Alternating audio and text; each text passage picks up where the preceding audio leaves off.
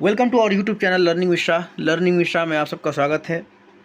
आइए आज एक नए लेसन की शुरुआत करते हैं। चलते हैं द हिंदू की तरफ और देखते हैं कि आज हम यहाँ से क्या सीख सकते हैं।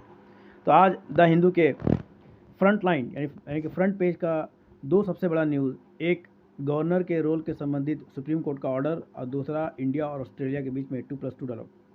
सबसे पहले गवर्नर के रोल के बारे में सुप्रीम कोर्ट का ऑर्डर देखते हैं कि सुप्रीम कोर्ट ने गवर्नमेंट के रोल के बारे में क्या कहा है। देखिए, कल इस टॉपिक पर हम लोगों ने बहुत ही डिटेल से डिस्कस किया था कि गवर्नर स्टेट असेंबलीज के द्वारा पास किए हुए बिल को विथहोल्ड करके नहीं रख सकते। ये against the spirit of the constitution है। गवर्नर को अंडर आर्टिकल 200 ये पावर दिया गया है कि गवर्नर अगर चाहे तो किसी बिल को मंजूरी ना दे बल्कि उसको विथहोल्ड करके रख सके, लेकिन हर किसी भी बिल को बगैर रीज़न पेश किए हुए, बगैर वजह बताए हुए ऑर्डर को इनडेफिनिट पीरियड तक होल्ड करना इनडेफिनिट पीरियड के लिए, ये स्पिरिट ऑफ द कॉन्स्टिट्यूशन के स्पिरिट के ख़िलाफ़ है। और इंडिया का जो फेडरल स्ट्रक्चर है, इसकी वजह से इंडिया का फेडरल स्ट्रक्चर काफ़ी कमज़ोर हुआ है पिछले कुछ सालों में। जब से ये गवर्नमेंट बीजेपी गवर्नमेंट पावर में आई है 2014 में, तब से देखा जा रहा है कि सेंटर और स्टेट के बीच में एक टसल है, टेंशन है, एक पॉलिटिकल वेंडेटा और पॉलिटिकल रिवेंज की पॉलिसी चल रही है। स्टेट असेंबलीज़ जहाँ ऐसे स्टेट जहाँ पर बीजेपी की गवर्नमेंट नहीं है और वहाँ सेंट्रल गवर्नमेंट के नॉमिनेटेड गवर्नर बैठे हुए हैं, वो स्टेट गवर्नमेंट के डे टू डे फंक्शनिंग में काफ़ी रिकॉर्ड पैदा करते हैं। और जबकि वो इलेक्टेड गवर्नमेंट है, वो चुन कर आए हैं, इलेक्शन में जीत कर आए हैं। गवर्नर का पोस्ट एक ट्यूटलर पोस्ट है, नॉमिनेटेड पोस्ट है, और एक नॉमिनेटेड ट्यूटलर पोस्ट एक इलेक्टेड गवर्नमेंट के द्वारा पास किए हुए बिल को इस तरह अगर लेकर बैठ जाते हैं, विथहोल्ड करते हैं, तो कहीं ना कहीं ये स्टेट का और कंट्री का बहुत बड़ा नुकसान है, हमारे कॉन्स्टिट्यूशन के स्पिरिट के ख़िलाफ़ है। तो सुप्रीम कोर्ट ने ये ऑर्डर किया है कि गवर्नर जो है वो स्टेट असेंबलीज़ के द्वारा पास किए हुए बिल को लेकर बैठ नहीं सकते, अपने एसेंट को इनडेफिनिट पीरियड के लिए विथहोल्ड नहीं कर सकते। और ये order on the back of Tamil Nadu's governments controversy with the governor of the state R N Ravi, जो कि यूनिवर्सिटीज़ में वाइस चांसलर को अपॉइंट करने के लिए स्टेट गवर्नमेंट ने अपने असेंबली में बिल को पास किया। इसको लेकर काफ़ी दिनों से बहस चल रहा है। बहरहाल सुप्रीम कोर्ट ने ये क्लियर कर दिया है कि गवर्नर अगर इस तरह की हरकत करते हैं, अपने पावर्स का गलत इस्तेमाल करते हैं, तो सुप्रीम कोर्ट भी चुप नहीं बैठेगी।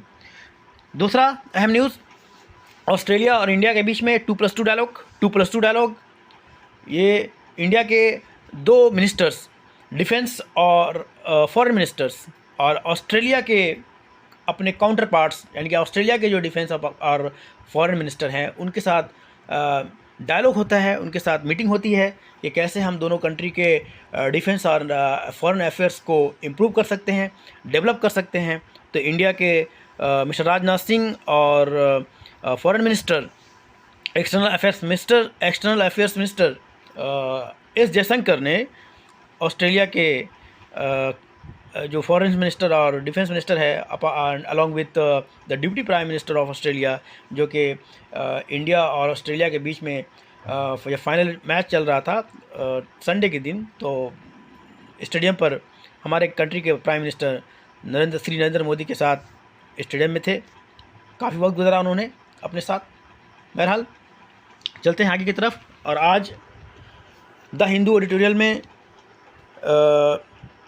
दो आर्टिकल बहुत महत्वपूर्ण है।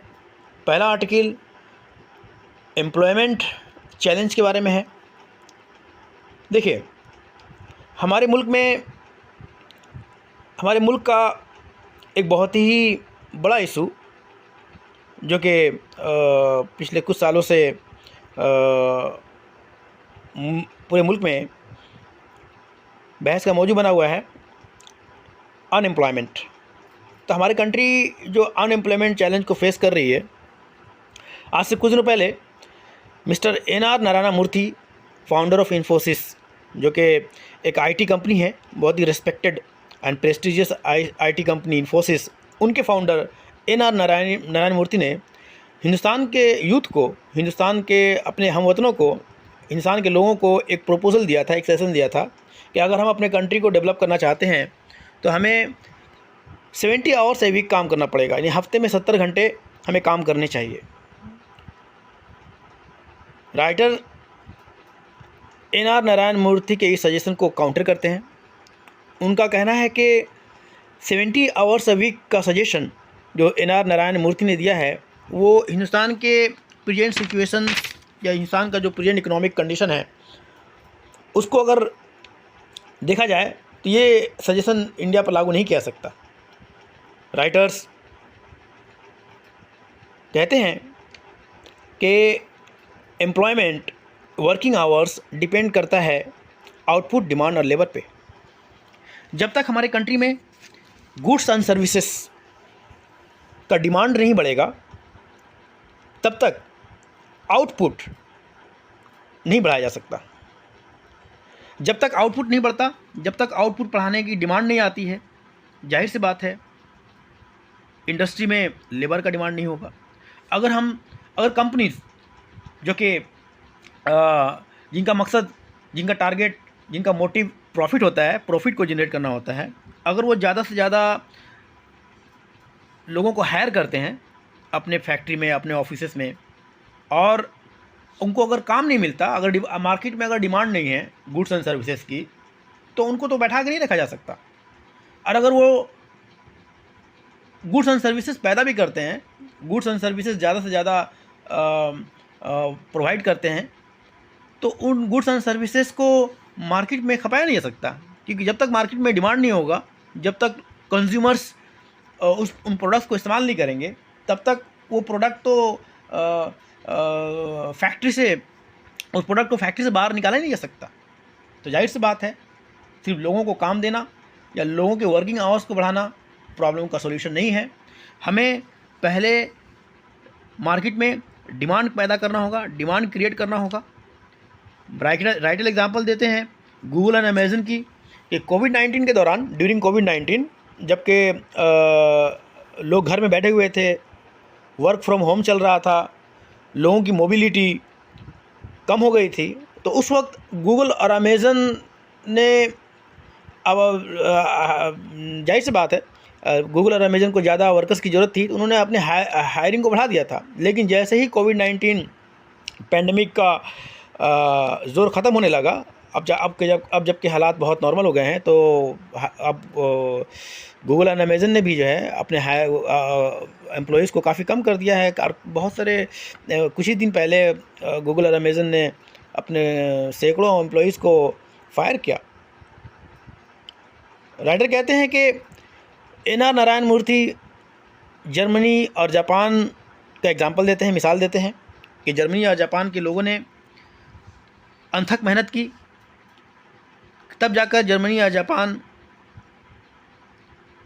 एक डेवलप इकोनॉमी बन पाया। लेकिन राइटर कहते हैं कि हमें जर्मनी और जापान का मुआवजा इंडिया से नहीं करना चाहिए। जर्मनी और जापान की जो हिस्ट्री है वो इंडिया से काफ़ी अलग है। सेकेंड वर्ल्ड वार के बाद जर्मनी और जापान बिल्कुल तहस नहस हो गई थी। सेकेंड वर्ल्ड वार में इनका इकोनॉमी, इंफ्रास्ट्रक्चर पूरा डेसिमेट हो गया था। तो जर्मनी या जापान को नए सिरे से खड़ा करने की ज़रूरत थी। जर्मनी या जापान का जो इंफ्रास्ट्रक्चर टूट कर बिखर गया था, चारों तरफ रबल्सी थे, तो उनको उस हालात से निकालने के लिए वहाँ के लोगों ने अथक मेहनत की, मुल्क को दोबारा नए सिरे से खड़ा करने की। वॉलंटरी लोग आगे आए, सामने आए कि किस तरह नेशन को दोबारा रीबिल्ड किया जा सके। तो नेशन को वार के डिस्ट्रक्शन से निकालने के लिए लोगों ने खुद आगे बढ़कर अपने आप को पेश किया और जितने मेहनत करनी चाहिए उससे ज़्यादा किया। राइटर कहते हैं कि करीब करीब साउथ कोरिया का भी यही हाल था। हालांकि इनका नेचर अलग है जर्मनी या जापान से। जर्मनी या जापान ने वर्ल्ड वार में जिस डिस्ट्रक्शन का सामना किया, साउथ कोरिया ने नहीं किया, लेकिन साउथ कोरिया भी जंग से ही उभरी, जंग के तबाही से ही जूझ रही थी। और इन तीनों सिचुएशंस में जर्मनी, जापान और साउथ कोरिया को यूएस ने एड दिया था। यूएस के एड से ही ये तीनों कंट्री तबाही से निकल पाई, बर्बादी से निकल पाई। तो यूएस, जर्मनी, जापान और साउथ कोरिया के से हमारा मुआवजा करना और हमारे इंसान के लोगों को ज़्यादा घंटे काम करना, ये कहीं ना कहीं प्रेजेंट इकोनॉमिक कंडीशन के हिसाब से मुनासिब नहीं है। अगर हमें अपने मुल्क के, कंट्री के लोगों को एम्प्लॉयमेंट देना है, अनएम्प्लॉयमेंट को दूर करना है, तो राइटर कहते हैं कि हमें तो सबसे पहले अपनी मार्केट के अलावा ग्लोबल मार्केट को एक्सप्लॉइट करना होगा। हमारे मुल्क में जो गुड्स एंड सर्विसेज पैदा होते हैं वो काफ़ी नहीं होगा कि हम जो है अपने मुल्क के लोगों को हायर करके वो वहाँ से पैदा हुए गुड्स एंड सर्विसेज को सिर्फ इंसान के लोगों में ही डालकर उसको इस्तेमाल कर सकें। इसके लिए हमें ग्लोबल मार्केट यानी पूरे वर्ल्ड के मार्केट को समझना होगा। वर्ल्ड के मार्केट में अपने कंट्री के बनाए हुए गुड्स एंड सर्विसेज को सप्लाई करना होगा। उसके लिए पहले ज़रूरत है कि हम अपने प्रोडक्ट्स को ग्लोबली कॉम्पिटिटिव बनाएं, क्वालिटी प्रोडक्ट बनाएं, कम से कम कीमत पर बेहतर से बेहतर क्वालिटी हम दुनिया में दूसरे कंट्रीज़ में सप्लाई कर सकें। इसके लिए ज़रूरी है कि हम अपने मुल्क के लोगों को स्किल्ड बनाएं, हम अपने मुल्क के लोगों को अंदर जो है हुनर पैदा करें। जब तक हम अपने मुल्क के लोगों को, नौजवानों को स्किल नहीं बनाते, जब तक हम कम से कम कीमत पर बेहतर से बेहतर अच्छे क्वालिटी के सामान नहीं बनाते, तब तक हमारे मुल्क के प्रोडक्ट्स और सर्विसेज का डिमांड दूसरे कंट्रीज़ में, ग्लोबल मार्केट में पैदा नहीं होगा। तो हमें अपने मुल्क के लोगों को स्किल बनाना है, हमें अपने नौजवानों को एडुकेट करना है और क्वालिटी प्रोडक्ट बनाना है। अगर हम कम से कम कीमत पर बेहतर क्वालिटी प्रोवाइड कर पाते हैं तो हम ग्लोबल मार्केट में अपने सामान की डिमांड को पैदा कर सकते हैं। और अगर डिमांड बढ़ती है ग्लोबल मार्केट में हमारे कंट्री के गुड्स एंड सर्विसेज की, तो जाहिर सी बात है हमारे मुल्क के लोगों को ज़्यादा से ज़्यादा काम मिलेगा, हमारे मुल्क के लोगों को ज़्यादा से ज़्यादा एम्प्लॉयमेंट दिया जा सकता है। राइटर कहते हैं कि एक दूसरा सॉल्यूशन हिंदुस्तान में नॉन फूड या नॉन एग्रीकल्चरल जो प्रोडक्ट्स हैं, नॉन एग्रीकल्चरल प्रोडक्ट्स का डिमांड बढ़ाने के लिए हमें जो है फूड प्राइस को कम करना पड़ेगा। हमें कम से कम कीमत पर अनाज को पैदा करके, फूड ग्रेन को पैदा करके लोगों के पेट तक पहुंचाना है। अगर फूड ग्रेन की कीमत कम होगी, लोगों की जो बेसिक रिक्वायरमेंट है, रोटी कपड़ा मकान, अगर खाने पर कम खर्च होगा और लोगों के हाथ में जब पैसा बचेगा, तो जो नॉन एग्रीकल्चरल प्रोडक्ट हैं, नॉन एग्रीकल्चरल प्रोडक्ट के लिए लोगों के हाथ में जब पैसा होगा तो ऑटोमेटिकली लोग जो है नॉन एग्रीकल्चरल प्रोडक्ट की तरफ मूव करेंगे, नॉन एग्रीकल्चरल प्रोडक्ट को खरीदेंगे और मार्केट में non agricultural product, manufacturing services की डिमांड बढ़ेगी। और जब मैन्युफैक्चरिंग की डिमांड बढ़ेगी, मशीन्स की डिमांड बढ़ेगी, तो प्रोडक्शन बढ़ाया जा सकता है। प्रोडक्शन बढ़ाने के लिए लेबर की ज़रूरत पड़ेगी, एम्प्लॉयमेंट की ज़रूरत पड़ेगी और हमारे मुल्क के जो नौजवान हैं उनको एम्प्लॉयमेंट दिया जा सकता है। तो हमें अपने आप को तैयार करना है, हमें अपने मुल्क के नौजवानों को, मुल्क के लोगों को स्किल रखना है, आने वाले वक्त के लिए खुद को तैयार करना होगा, अपने आप को कॉम्पिटिटिव बनाना होगा, अपने आप को स्किल्ड बनाना होगा और खुद को इस दुनिया में सरवाइव करने के लिए सीखना होगा। इसके अलावा कोई दूसरा रास्ता नहीं। चलते हैं अपने अगले आर्टिकल की तरफ। अगला एक छोटा सा आर्टिकल है अर्जेंटीना के इलेक्शन से संबंधित। अर्जेंटीना में जेवियर मिली जो कि इलेक्शन जीत कर आए हैं और उन्होंने अर्जेंटीना के इकोनॉमिक कंडीशंस को इम्प्रूव करने के लिए बहुत सख्त कदम उठाए हैं। हम सब जानते हैं कि जेवियर मिली एक राइट विंग आइडियोलॉजी के लीडर हैं और इनका जो है डोनाल्ड ट्रम्प जो कि अमेरिका के फॉर्मर प्रेसिडेंट रह चुके हैं रिपब्लिकन पार्टी के, उनसे उनके अच्छे ताल्लुकात हैं और वो डोनाल्ड ट्रम्प के साथ भी इनका अच्छा रिलेशन है। और इसके साथ साथ इसराइल जो कि अमेरिका का अलाई है, अमेरिका का दोस्त है, इनके साथ भी इनके अच्छे ताल्लुकात हैं और ये उनके साथ मिलकर इसराइल और अमेरिका के साथ मिलकर जो सेंटर लेफ्ट पॉलिसी है या सेंटर लेफ्ट जो आइडियोलॉजी है उसको बिल्कुल ख़त्म करना चाहते हैं। मुल्क में सख्त कदम उठाना चाहते हैं, है ना। और ख़ासकर in the field of health and education ये प्राइवेटाइजेशन लाना चाहते हैं। एजुकेशन और हेल्थ को प्राइवेट हाथों में, कैपिटलिस्ट के हाथों में डालना चाहते हैं। बहरहाल फ़िलहाल अभी अर्जेंटीना का जो इकोनॉमिक कंडीशन है और वहाँ जो इन्फ्लेशन है 140-150% का, और अर्जेंटीना की जो करेंसी है पेसो, पिछले 3 सालों में इसमें जो गिरावट आई है, जस्ट कोविड-19 से पहले एक $80 पेसो के बराबर थी और आज $1 जो है 1000 पेसो के बराबर है। तो इंडिया देखते हैं जेवियर मिली अर्जेंटीना को इस दलदल से बाहर निकाल पाते हैं नहीं। बहरहाल चलते हैं आगे की तरफ। आगे हम देखते हैं तमिलनाडु ने एक फैक्ट चेक्ड यूनिट बनाया है, उसकी तरफ देखिए। राइटर कहते हैं कि last year government of India यानी सेंट्रल गवर्नमेंट ने आईटी रूल 2021 को अमेंड किया था ताकि हम वो उसके जरिए द्वारा जो है आइडेंटिफाई कर सकें फेक, फॉल्स और मिसलीडिंग इन्फॉर्मेशन को।